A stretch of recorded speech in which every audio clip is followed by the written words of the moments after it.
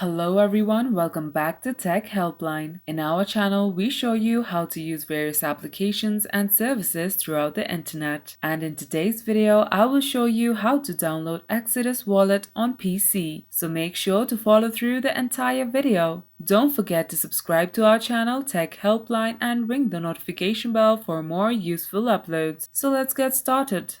Open the web browser on your PC and go to exodus.com/download.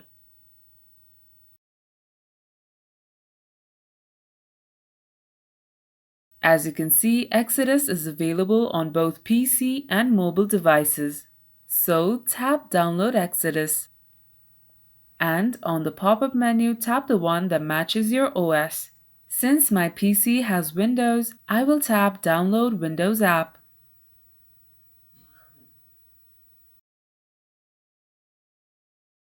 Once the download process is complete, open the file. You can now see that the app is being installed. When it is done, a prompt will appear, so tap OK.